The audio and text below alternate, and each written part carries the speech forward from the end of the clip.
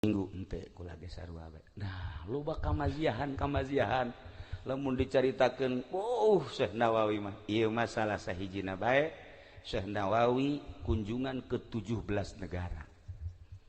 Kunjungan ke 17 negara, Mesir, Irak, Iran, termasuk di jerona Basrah, Kufah, kemudian Iran, kemudian kabelah itu terus Suriah, berusaha itu Maroko, Turki, terus Yaman, terus 17 negara akan dikunjungi ku Syekh Nawawi. Anu ngabarengan Syekh Nawawi dua kiai, hiji Kiai Mansur Pandeglang, Kiai Yusuf Mandalawangi Pandeglang, Kiai Yusuf Mandalawangi Pandeglang. Nyanalah nu ngabarengan salah sahijina kana Syekh Nawawi.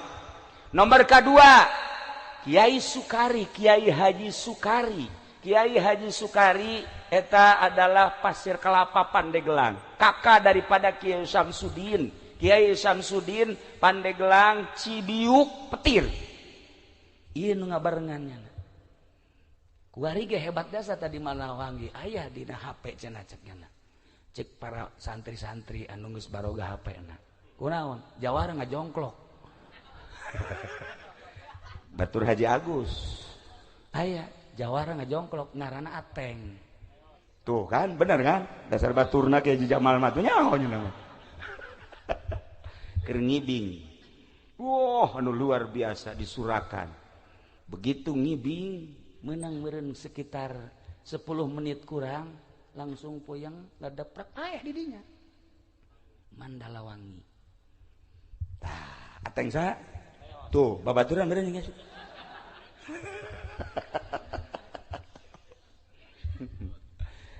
Iyalah dua nu ngabarengan.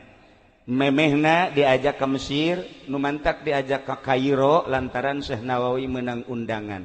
Sekup internasional. Di Mesir dan ulama-ulama dunia ingin mengenal Syekh Nawawi sebab karangan-karanganna telah mancanegara dibaraca ku para kiai tapi belum kenal. Boro-boro kiai-kiai anu boga perusahaanna bae ge sebab saat eta Syekh Nawawi manehanana ke Mesir henteu kapanggih jeung anu boga perusahaan ngan kapanggih jeung seorang kiai mufti Mesir ditambah jeung perwakilan perusahaan. Tapi cek Syekh Nawawi masalah nu penting manfaat nu boga perusahaan kaya raya neangan Syekh Nawawi datang ke Mekah terus bae neangan teu kapanggih-panggih. Ketika dituduhkeun itu tuh Syekh Nawawi teh anu ngarang teh Syekh Nawawi nanya deuk aya naon? Ieu deuk terima kasih bahkan deuk mere duit anu luar biasa lobana sebab deuk kawadahan kudu boga perusahaan dek dikembalikan sebagian hartana. Syekh Nawawi nyipres selama 40 poe embung kapanggih jeung sasaha lantaran besi dibere duit. Percis kos Kiai Haji Nurjaya nya nama teu daek dibere duit nya nama ku bupati ge lamun dibere leutik nya embung mun gede karak oke deh. Gusti Allah jauh amat jeung Syekh Nawawi boga undangan lah sekup internasional Kairo. Dua hadam nu tadi begitu datang ke perbatasan diuk urang engke penting bakal menghadiri musyawarah para alim ulama sedunia dihadiri oleh kepala negara dari berbagai negara. Kieu nya Yusuf Kadesya ieu jubah aing jubah mama pake kumaneh eta baju sia ku aing dipake. Engke sia ketika ditanya dititah nyambut atas nama Nawawi. Mun engke ditanya itu saha? Itu adalah Yusuf hadam kula. Ih cek Yusuf kitu amat sih. Ulah kitu amat kitu bae geus. Atuh engke kumaha mun kula teter? Ulah bingung hayu we laksanakeun. Aya mama. Heueuh ge hate mah geter. Ya aing kumaha lalakona hari maneh Sukari dampingi Yusuf ketika manehanana naik panggung maneh di tukang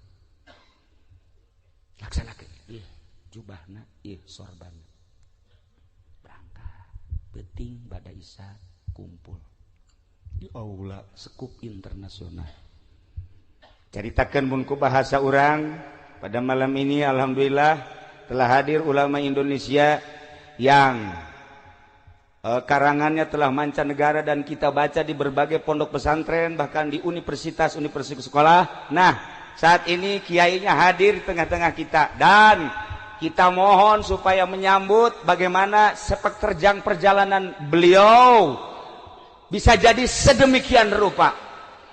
Dengan demikian kepada Bapak Kiai Haji Nawawi At-Tanarib Al-Bantani dipersilahkan.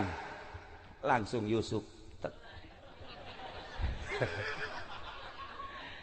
Aduh, cek Yusuf aing kumaha ieu. Bingungnya na geus sarua bae. Syekh Nawawi mah di pojok kieu. Atuh diceritakeun. Nyambut biasa alhamdulillah ngarasa bunga malam ieu bisa bebarengan. Perlu diketahui bahwa ini asisten saya bernama Sukari dan itu yang di pojok hadam saya bernama Yusuf. Saya Nawawi seri bah. Bumna kikian aja. Betul. Ketika jalan nyambut anu luar biasa perjalanan Syekh Nawawi kira-kira bangsa 15 menit mentong. Wah. Sekian saya tidak bisa melanjutkan untuk lebih lanjut. Kondisi saya kurang fit, maka saya serahkan kepada hadam saya yang bernama Yusuf. Persilakan hadam. Hadam langsung nyambutnya. Terima kasih kepada guru saya sekian. Hebat sekali, lain lalagaan jadi orang asa dina sinetron. Asli mah lain lalagaan. Ia bisa dipertanggungjawabkan lain lalagaan. Ulama boga sejarah ti mimiti hamil, datang ka maut, datang ka kuari masih ratusan karangan anu henteu dicetak di Mesir kuno. Nah, langsung Syekh Nawawi atas nama Yusuf nyana nyaritakeun ti mimiti perjalanan nyana atuh moal misleuk ya nyana keneh. Terus nyaritakeun masanten ke Jawa Timur, masanten ke Purwakarta, masanten ke Mekah, serangan Belanda dan lain sebagainya, berangkat ke Tanah Suci umur 15 tahun. Kemudian kapanggil jeung guru Ki Ahmad Khatib Sambas dan kiai-kiai 5 gurunyana 3 anu istimewa, nu 2 na lain masalah henteu istimewa eta mah guruna guru nu lain deui. Terus nyana nyaritakeun tentang perjalanan nyana ngarang terus sampai per detik ieu karangan nyana anu gitu dicetak iya gitulah. Begitu ditanya tentang keanehan, kok aneh negara yang sedang diserang oleh Belanda, yang sedang morat-marit, yang sedang kesulitan apa-apa, kok bisa tumbuh seorang pujangga yang luar biasa. Nyana nyaritakeun tentang perjalanan nyana. Saya walaupun sedang dijajah oleh Belanda, hidup di perkampungan yang sangat kampung sekali, tetapi pikiran saya tetap pikiran internasional, sebab saya mulai dari kecil beserta Allah Subhanahu wa taala. Kakalak maruringkak bulu kabeh. Dan saya di Mekah bukan berarti tidak berjuang, terus saya berjuang. Serangan-serangan Belanda saya ikut di Indonesia. Iyalah nu teu kaharti. Teu kaharti kok nyana di Mekah nyana milu. Nah, di dialah jadi pertanyaan ulama-ulama Mesir. Jadi dia langsung ditutup. Diberi hadiah secara internasional, hanya hadiah etalah nun teu pernah dikemukakeun ku Syekh Nawawi. Mata ketika dek dipuat di Munjid ieu hadiah nan teu pernah dicaritakeun ku Syekh Nawawi, meureun dipikeun hadiah eta ka laut. Sebab berupa materi nyana embungeun jasa nyana maka bangsa materi kos kitu. Bangsa mutiara kos kitu teu hayangeun jasa. Meureun eta teh jutaan rupiah. Teu kacaritakeun ka mana eta hadiahna dipikeun bae geus. Masyaallah istimewa. Da ramah tamah isukna kan ieu bakalna dahar di imah Raja Mesir jeung para ulama. Sedengkeun kan atas nama kiaina Yusuf. Hadam kan Nawawi. Cak Yusuf teh cak Kiai Yusuf. Ai Yusuf ke urang pan ieu ramah tamah jeung para ulama. Ngaran moal diganti ngaran. Ulah.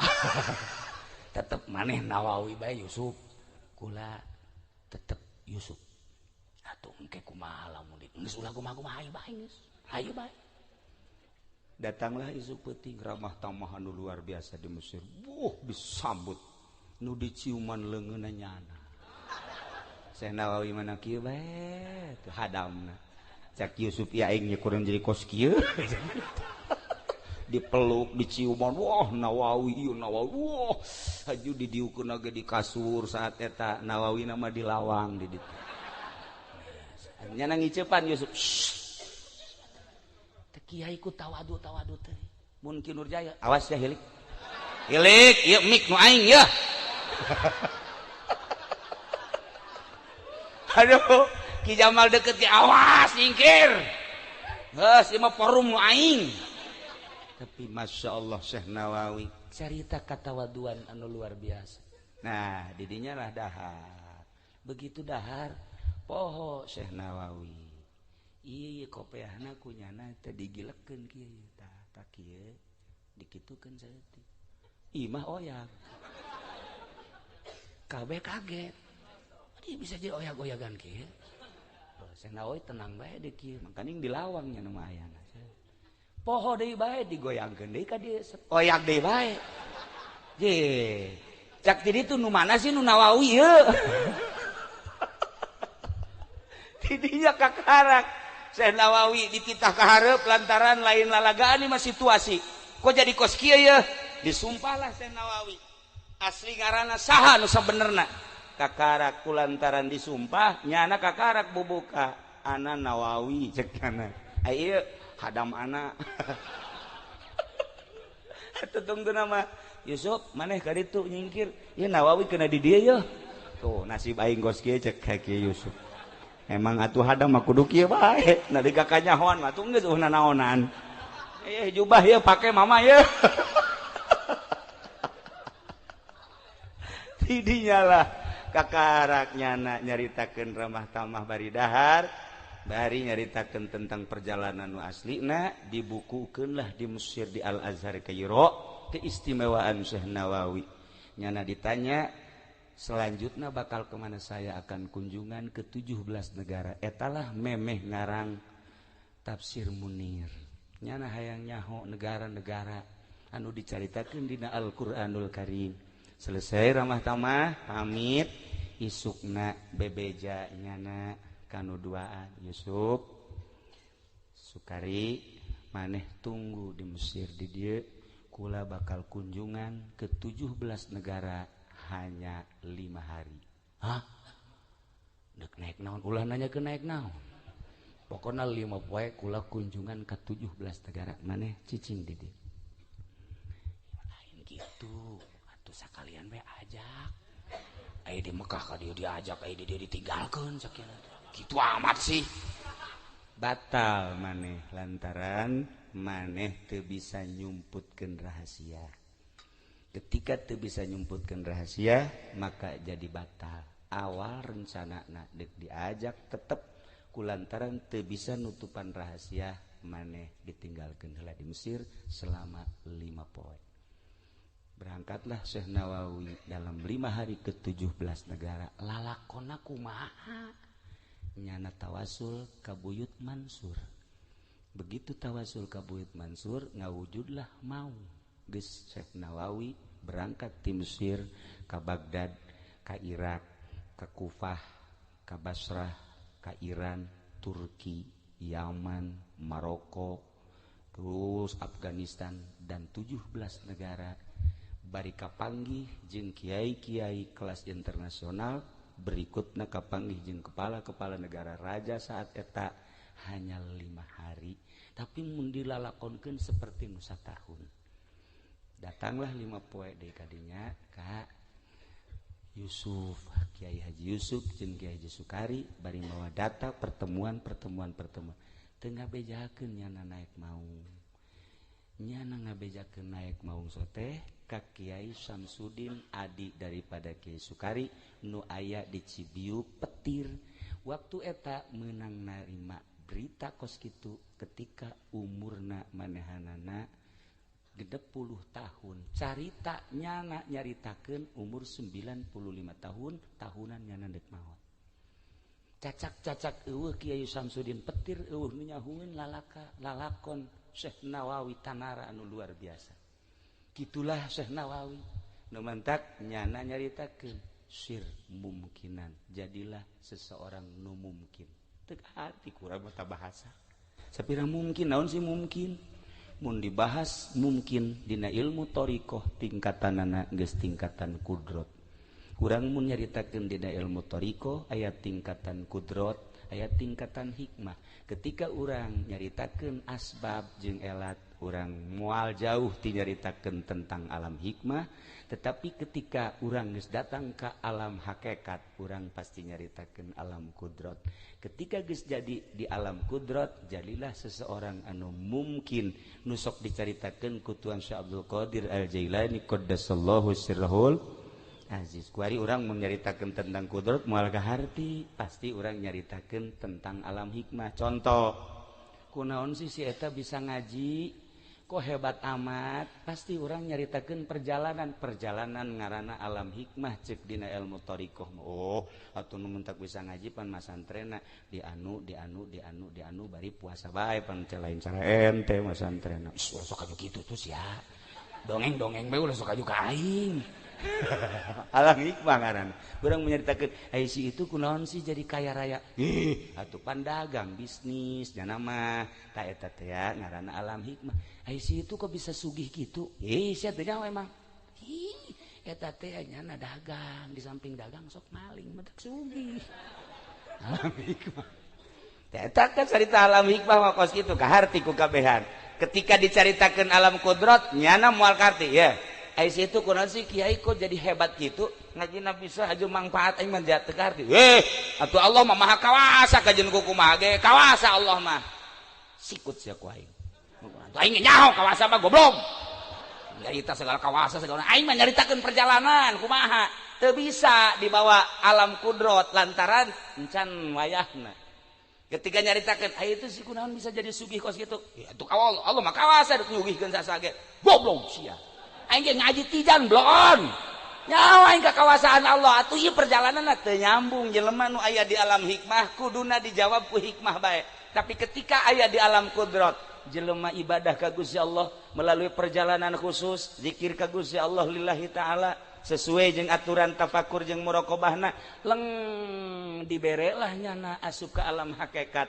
Di jero alam hakikat Allah mere anugerah kemungkinan bagi dirina. Alam mungkin ngaranna ku ari cak Allah teh tah Baitullah sia hayang jihayang ayo gara ngalengkah nyana ka Baitullah tek datang ke Mekah kapanggih jeung babaturanana Ki Nurjaya di Mekah sarua ngalengkah deui sarua ieu mah keur carita Ki Nurjaya bener ieu mah heulanan ieu sarua ngalengkah sasalaman masyaallah maha kawasa Allah nyambung sebab Ki Nurjaya ngalengkah nyana ngalengkah bicara geus lain bicara sabab jeung hikmah bicara kudrat maha kawasa Allah nyambung.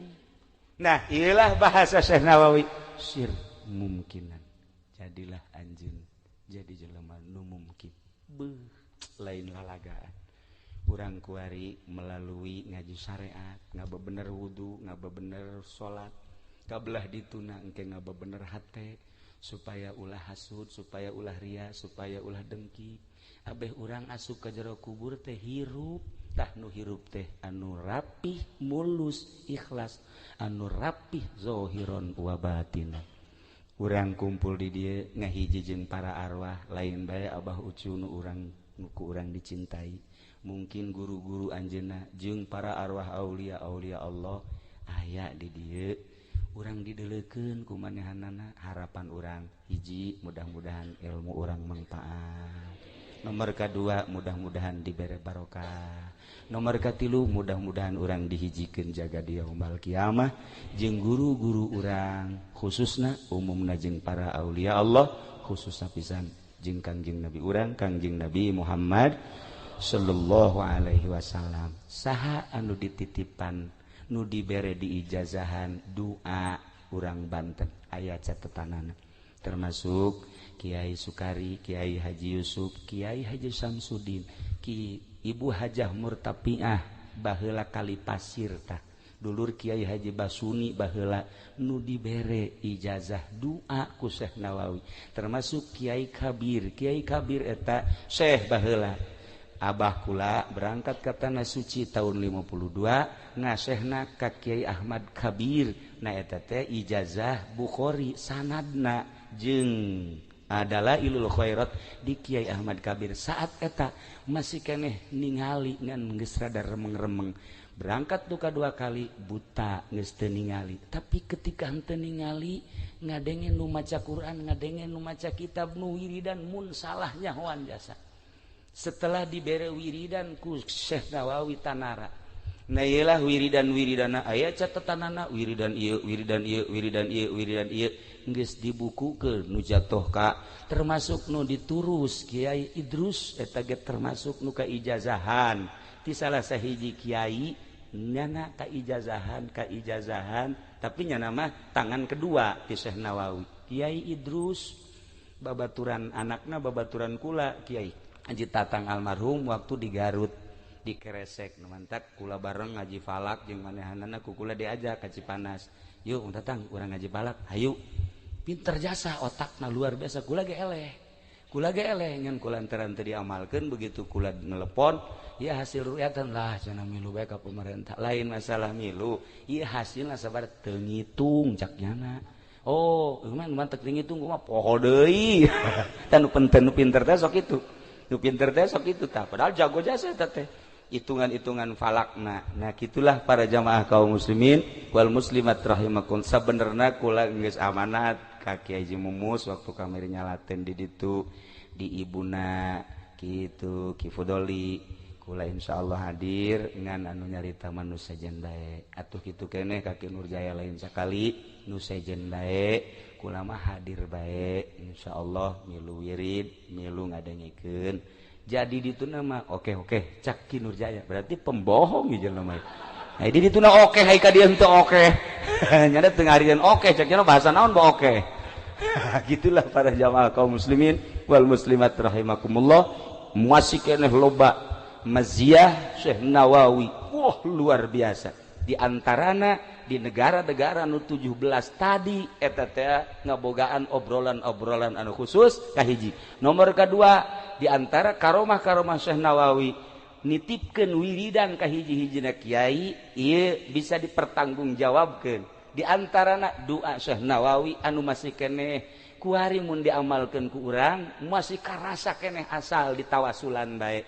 ngan kula moal waka nyaritakeun wiridanana nu penting urang ngararaji babarengan ja anu magahan jeung nu dipagahan sarua bae sabenerna mah kitu-kitu keneh nya tah sakitu bae kula ge ieu ngan sakadar ngabranikeun diri teh ngahormat ka Abah Ucu bae sok lalagaan jeung kula geus teu kudu dicaritakeun lalagaanana ngan mengenang guru kula anu kabelah dituna mah osok ngobrol jeung putra Buya Aceng aja Aceng Buya Cidahu nu ayeuna di mana karah alamat data di Kadulawang sok di dieu ngobrol tah penting sok malam rebo datang ka dieu kurang ngobrol tiluan aja Aceng kula jeung almarhum mengenang etalah alhamdulillah naon kitu ngaranna sampai saat ieu urang kabehan masih keneh dibere sararehat mudah-mudahan sehat urang dipake terus ibadah ka Gusti Allah Subhanahu wa taala sakitu bae pihatur tisim kuring hapunten tina samudaya kalepatan sareng kakiranganana wallahul muwaffiq ila aqwamit thoriq wassalamualaikum warahmatullahi wabarakatuh Allahumma shalli wa sallim ala sayyidina Muhammadin fil awwalin wal akhirin wa barik wa sallim wa radiyallahu ta'ala an sadatina ashabi sayyidina Rasulillah ajma'in amin ya Allah ya rabbal alamin Allahumma ya hadiyal mudillin wa ya rahimal mudnibin wa ya mukil asaratil asirin wa ya mujibas su'alil abidin irham ya Allah irham ya Allah irham ya Allah abdaka min dzalqatil azim wal muslimina kullahum ajma'in Allahumma ij'alna ma'al akhyaril marzuqin Allahumma ij'alna ma'al akhyaril marzuqin Allahumma ij'alna ma'al akhyaril marzuqin alladhina an'amta 'alaihim minan nabiyyin wasiddiqin wasyuhada'i wassalihin wa hasuna ulaika rafiqa kadzalikal fadlu minallahi wa kafa billahi alima. Allahumma hdina siratal mustaqim, Allahumma hdina siratal mustaqim, Allahumma hdina siratal mustaqim, siratal ladzina an'amta 'alaihim minan nabiyyin wasiddiqin wasyuhada'i wassalihin. Allahumma anfa'na bima 'allamtana wa 'allimna ma yanfa'una wa zidna ilman wa yaqinan wa zidna ilman wa yaqinan wa zidna ilman wa yaqinan walhamdulillahi ala kulli hal wa na'udzu billahi min kulli hali ahli nar. Rabbana taqabbal minna innaka antas samiul alim wa tub alaina innaka antat tawwabur rahim wa shalli wa sallim ala jami'il anbiya'i wal mursalin walhamdulillahi rabbil alamin.